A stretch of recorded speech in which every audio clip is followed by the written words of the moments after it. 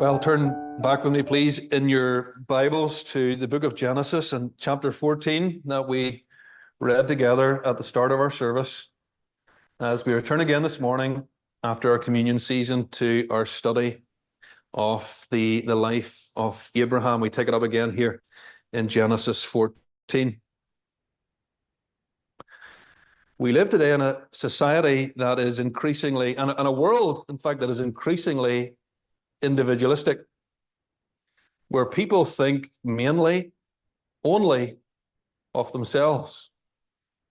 Individuals taking decisions based solely on their self-interest. What's good for me? What's in it for me? What will increase my happiness, make me happy or better off in some way?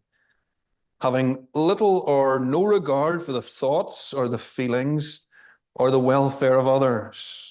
How my actions, how my decisions might possibly could affect others.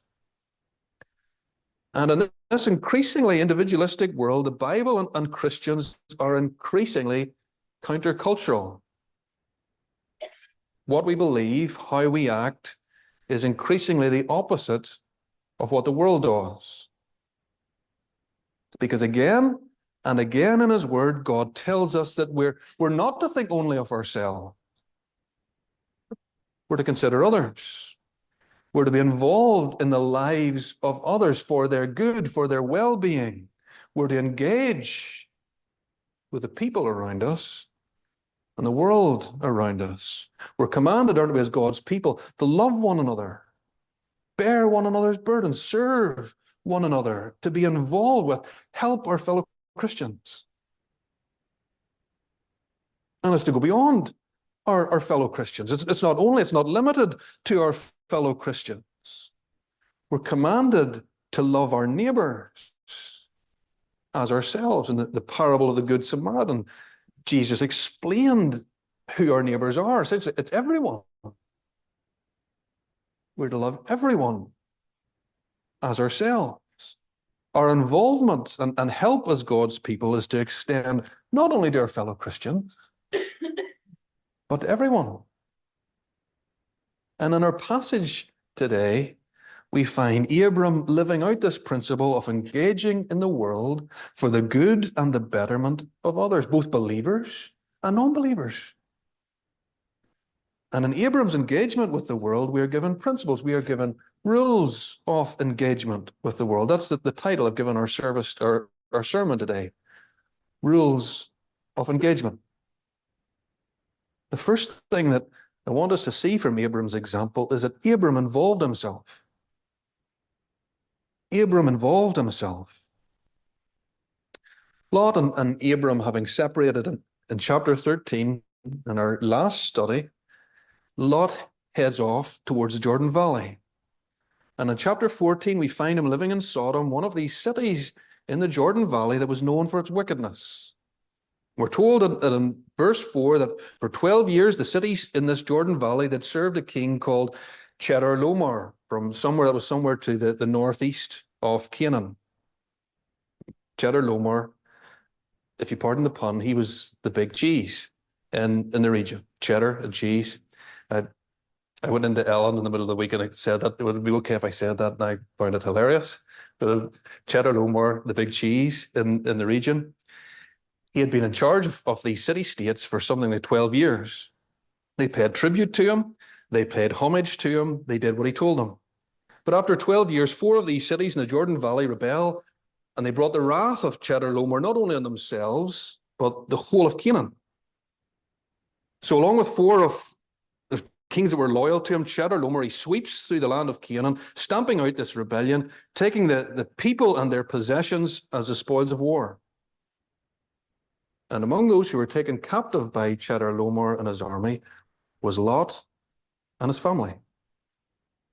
One of Lot's servants manages to escape, and he runs to Uncle Abram for help, where Abram had set up home on land that was owned by an Amorite called Mamre.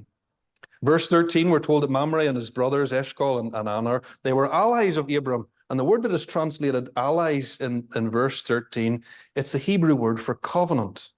So Abram had entered into a covenant with Mamre and his 2 brothers.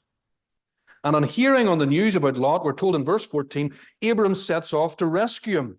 He saddled his camel and he set out with the men of his household. There are 318 of them, we're told, along with the combined forces of his three friends, Mamre, Eshcol, and Aner, to rescue Lot and the other captives. He involved himself.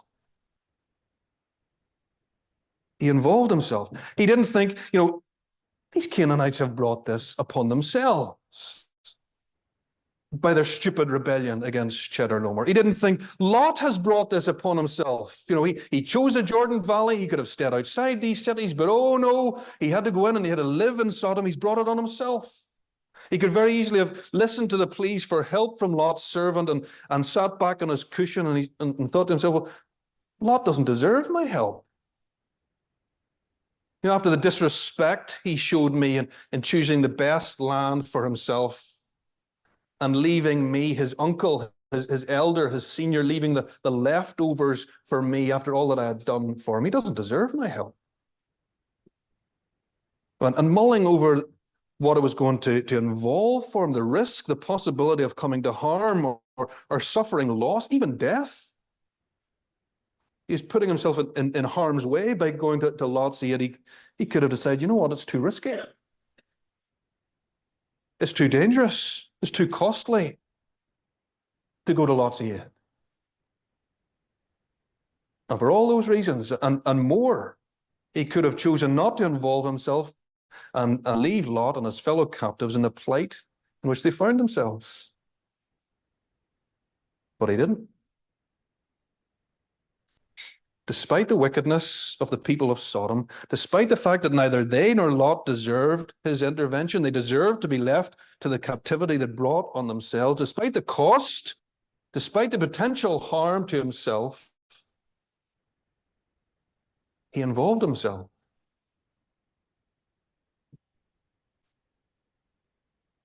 Now, who does Abram remind us of here? Who's he designed to remind us of? He reminds us of Jesus, doesn't he? Called upon by his Father to rescue sinful men and women from the captivity to Satan and to sin, from the captivity, the eternal captivity in hell. Jesus didn't say to himself, well, that's what they deserve, isn't it? They're only receiving what they deserve. They've brought it on themselves. Having been shown nothing but love by God, God having given them the immense honor of being made the very pinnacle of his creation, the caretakers of his creation, they threw it back in his face by rebelling against him, and in the course of which they destroyed his perfect world. They deserve his punishment. They deserve what they're experiencing. They don't deserve to be rescued. He didn't look at the cost to himself in saving sinners, the death that his Father was asking him to die in their place, and say to himself, no way, I'm not doing that. It's too much. Despite the fact we didn't deserve his help, despite the huge cost to himself, Jesus involved himself. He came to our rescue. And that's what Abram pictures for us here. And Jesus, having involved himself for us, to rescue us, even though we didn't deserve it, and at such cost to himself, that's what he calls us to involve ourselves in the plight of others, in the events of the world around us, in order to bring help, blessing, good to people. Despite the fact people out there have done nothing to deserve our help, despite the inconvenience, despite the cost to ourselves, to involve ourselves in the plight and the problems of your fellow Christians here in this congregation, whose problems and pains very often we can see evidently with our own eyes, to inconvenience ourselves, to put ourselves out for their good, to involve ourselves in the plight of Christians not only here, but right across the world, we were praying for them today as we prayed for Release International, how appropriate it was that we were praying for the suffering, persecuted church today. In this passage, we're called to involve ourselves, put ourselves out for them. And not only Christians. We're not to restrict our involvement in the world with helping other Christians. We're to engage with, we're to be involved with those who aren't Christians. Colleague in work who's going through divorce, suffering in front of you. The neighbour who's chatted to you about his money problems. The Baby Basics project that seeks to help young mothers who are struggling in some way. Projects that are aimed to provide help across the community in which we live. Charities seeking to bring help to people in poverty and in sickness and destitution and any number of situations of plight right across the world. Something as simple as helping out in the PTA. For the good of those people, for the good of the school children, for the good of the community, putting yourself forward for the Board of Governors in one of the local schools, the knitting club, the historical, whatever, for the good of those people, for the blessing of those with whom you involve yourself. Jesus calls us, this passage calls us to be involved, to engage in the world around us for its good and the good of the people who live in it. We live in a messy world, a very messy world, and we don't have the resources, we don't have the time enough ourselves to be involved in every situation that requires the help of God's people. You know, we can't sit and write letters to our MPs about conversion therapy bills in the morning and look after 5 or 6 foster children and go and help at the food bank and go and then prepare our Sunday school lessons for our Sabbath school class, squeeze in some door-to-door work and all at the same time give a constant stream of hospitality to a constant stream of visitors at our door. We can't do it all. There's too many problems, there's too much pain, there's far too much plight in this world of sin. But just because we can't do it all doesn't mean we don't do anything. We're called to be involved. Abram involved himself. The challenge to us today is how are we involving ourselves? Abram involved himself. But secondly, Abram distanced himself. Abram distanced himself. After rushing to Lot's aid, rescuing him and all the other captives through this carefully planned attack, he attacked Chedorlaomer's camp in the dead of night from a number of directions, catching them by surprise, completely routing them. Abram, he journeys back to the south to his camp.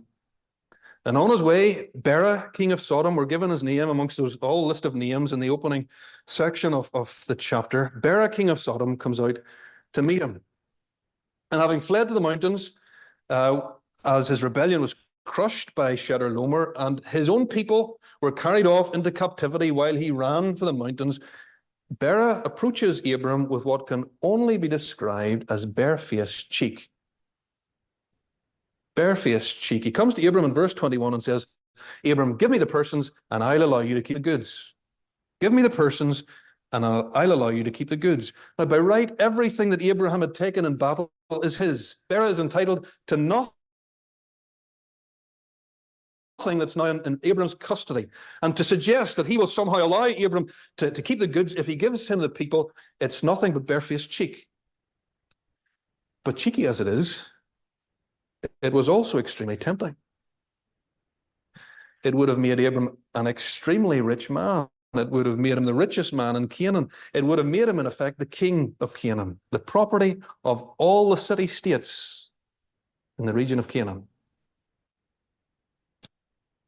But tempting as that offer is to Abram, he says to Bera in verse 24, Bera, I do not want anything but the food my men have eaten and the share that is due to Mamre, to Eshcol, and Aner. Graciously, but boldly, he says to Bera, no. No. And in verse 22 and 23, he states his reasons for not taking any of the spoils of war. He says to Bera, I've made a vow to God to take nothing that is yours, lest you should say, I've made Abram rich. It's down to me. Abram's success is down to me. Knowing the man that Bera is, he is wicked. He's a great sinner, as all the men of Sodom are described in chapter 13. Abram did not want to be obligated to this man in any way. He didn't want to be beholden to him. He didn't want to be seen or thought to be in league with him. He didn't want to be under his influence in any way. He didn't want to give even the slightest suspicion that he'd compromised his faith by engaging in this wicked man. He didn't want anyone to be under the impression that what he had, his success and his standing, was in any way down to this wicked man. And in doing so, giving glory to Bera that should have been given solely, completely to God. And offered this opportunity to enter into an agreement with the king of Sodom that on the face of it, as we read it, it appears fairly innocuous, doesn't it? What's the big deal? And it would have made Abram a very rich man, the king of Canaan.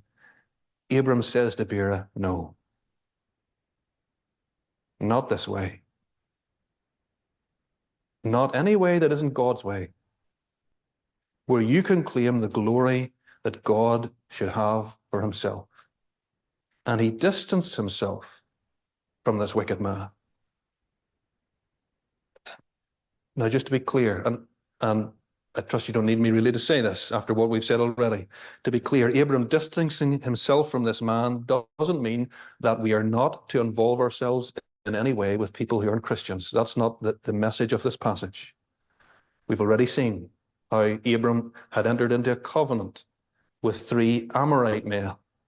We've seen how he involved himself in the rescue of the Canaanite hostages. And here he is, he's interacting graciously in this passage with Bera. He's not distancing himself completely from unbelievers. That's not the message of this passage.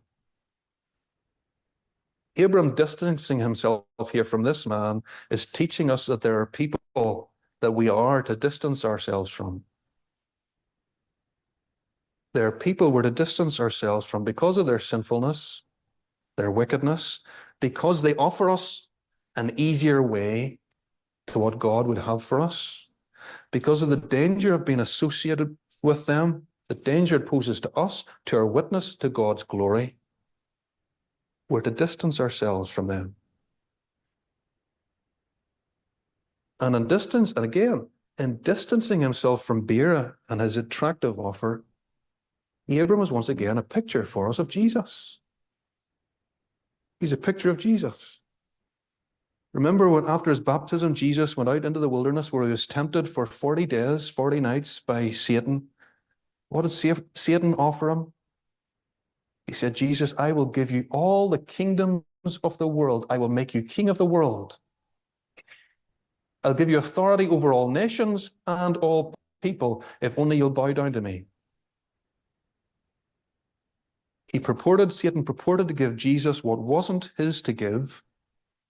He purported to give to him what God had promised Jesus, but in a different, pain-free way, without going to the cross. And Jesus said to Satan, no, I'm not going to make an alliance with wickedness.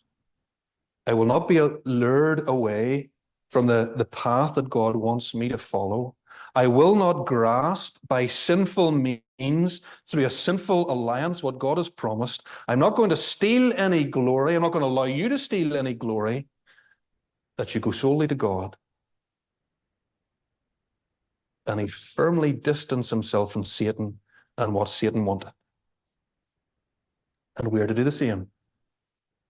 Yes, as we've seen, we're to engage. We're to be involved with the world. But as we do so, there are people and there are groups, there are organizations we should distance ourselves from, firmly distance ourselves from, because of their wickedness, their sinful methods, because any alliance with them, yes, it might offer very tempting short-term gain,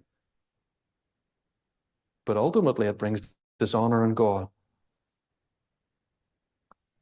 Can we partner as a church or as individuals with the Rainbow Coalition and their LGBT agenda? Can we? No, we can't. Can we partner with with mermaids as they push and they lobby their gender agenda? No, we can't. Can we work with Mary Stopes or the pregnancy? Now, I'm choosing people in the very extreme to make my point. Can we partner with Mary Stopes or the Pregnancy Advice Service and the genocide of unborn children that has resulted from their agenda? No, we can't. Not in any shape, form, or fashion. Can we take the help, if offered by the National Lottery? Here's a grant to build a new church building from Paddy Power or whoever the local bookmaker is, or Betfred, whatever, to further the work of the church. No, we can't. Can we take the help offered by openly wicked men or women who are simply trying to wash their consciences, give themselves an air of respectability through their giving to their church and the work of the church, simply taking glory to themselves that belongs to God? We hear an awful lot these days about sports washing and evil regimes buying up sports teams and sporting tournaments to make them look good in the eyes of the world, to cover the human rights abuses of those regimes. Sports washing. Is the church to be involved in church washing? Religion washing? Taking the money of evil, wicked people and washing it through our books to give those people an air of respectability? No. We're to distance ourselves. To do so involves an alliance with sin, being in league with Satan. It's pursuing God's goals by sinful means. It involves compromise. It brings dishonor on God. So we're to distance ourselves from them. Abram distanced himself. He involved himself, he distanced himself. Thirdly, and finally, he humbled himself. Abram humbled himself. Before meeting the king of Sodom, Abram met another king, we're told, Melchizedek, king of Salem, which later became Jerusalem, king of Jerusalem. And Melchizedek wasn't only a king, he was a priest of God, we're told. Now, clearly that means there were other God-fearers in the land of Canaan at the time, and Melchizedek had been appointed by God to act as a priest, an intermediary between God and his people, offering sacrifices on their behalf to God and proclaiming God and God's words to his people.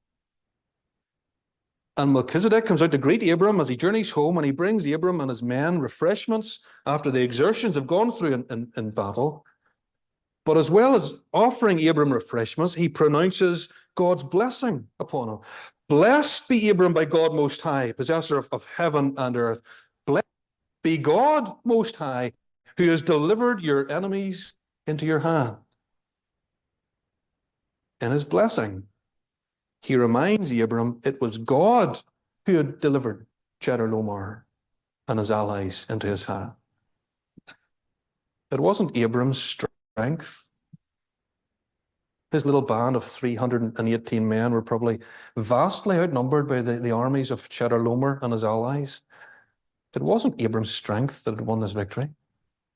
It wasn't his strategy, attacking at night, splitting up his men and coming in a number of different directions. It wasn't that surprise attack that had won the day. It was God. And Abram acknowledges God's hand in the victory by giving to Melchizedek a tithe of everything he'd taken in the battle, a tenth of everything. It was a humble acknowledgement that the victory was God's. It was entirely down to God. It was an act of humble thanksgiving and worship to the God who'd given him victory. And again, that's the attitude in which we're to engage with the world. The outcome of every engagement, every time we involve ourselves in the world, the lives of others, whether they're Christians or non-Christians, the outcome of our every engagement is in the hands of God. It's down to God how it works out. And it's not down to you. It's not down to your personality. It's not down to your talents and your gifts. It's not down to your ability with words. It's not down to your tact. It's not down to your strategy. It's not down to whatever resources you have to throw at a situation. It's entirely down to God. And that's an encouragement for us. It should be an encouragement for us. It's not down to us. It's down to God. The outcome of our involvements, our every involvement with the world and people around us.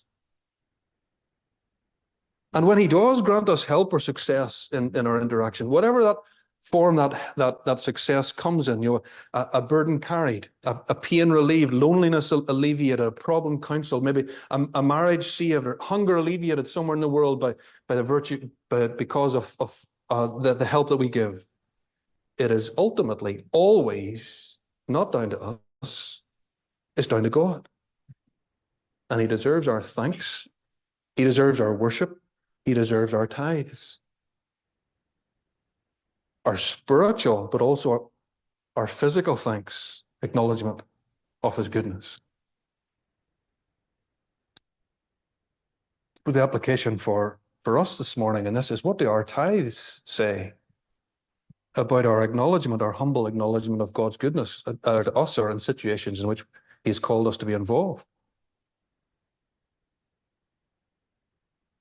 We also see in this interaction something else that deserves our humble acknowledgement and thanks. The help that God gives us in our involvement in the world. He doesn't leave us to engage in this world on our own, with our own resources, our own strength. And we see this in Melchizedek and Abram's interaction. After the physical exertions of battle, and before the spiritual exertions of his meeting with Bera, the temptation that he was going to experience with Bera, Melchizedek brings Abram refreshment to revive and strengthen him, to revive him from his past engagement and prepare him for his future engagement. That's the picture we have here. He strengthens and encourages him by reminding him of God's help, of God's promises, God's character, God's power. And in this interaction, not only Abram, but both Abram and Melchizedek this time are pictures of Jesus. Abram is a picture of Jesus in the refreshment that Jesus received.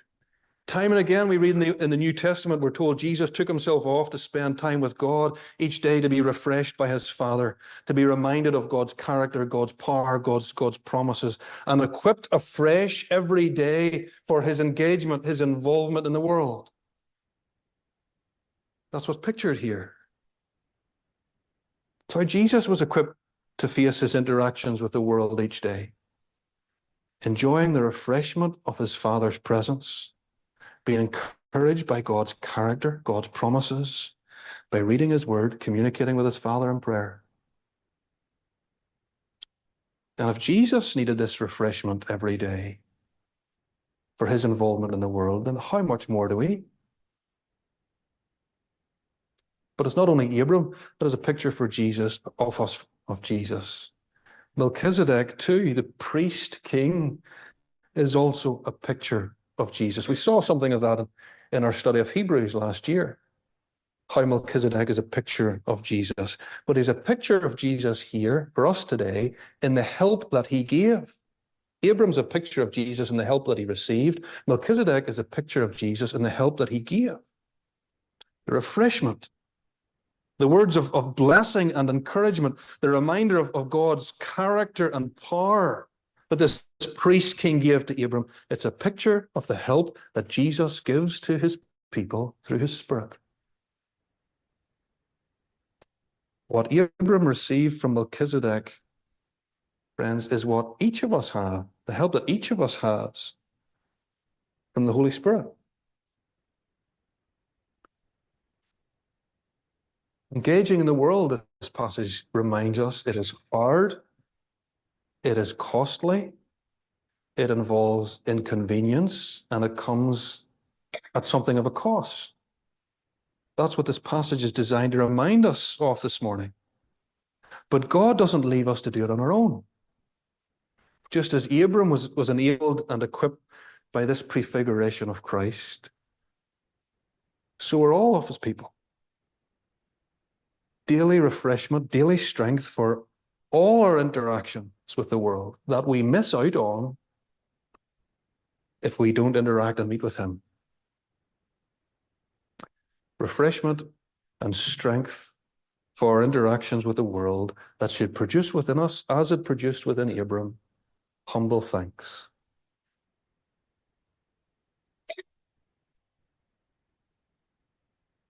A little group, just a little tiny group, 318 men and whatever other amount of men that the three Amorites brought to the party. Just a little tiny group of would-be rescuers going up against an army that vastly outnumbered them. That's what we have in this passage. And that's what we face as a church as we engage with the world. The world and the problems of the world vastly outnumber us, don't they? Vastly outnumber us. And that scares us. It puts us off. You know, this little piggy wants to stay at home. But we're to engage with the world. This passage tells us. We're to involve ourselves in the problems and the plights and the difficulties, the pain of people around us. And we're to do so confidently, but humbly, because we do it not in our own strength, but in God's. In the assurance that the outcome isn't down to us, but entirely down to Him. And in the assurance of His victory. This little group of would-be rescuers were victorious. And this little group of would-be rescuers that is the church today will one day be victorious in and through Him. We're reminded of that in this passage, and we're to be encouraged of that in our passage as we seek to involve ourselves in the world. Now we've received His refreshment today. This is what the Sabbath day is for, and why we gather together as a body of His people every Sabbath morning and sometimes on Sabbath evening, to be refreshed by Him and refueled by Him. We've received His refreshment from His hand and fellowshipping with Him as we've gathered this morning. And He says to us now as we leave, out you go. Involve yourself. Be involved. Amen.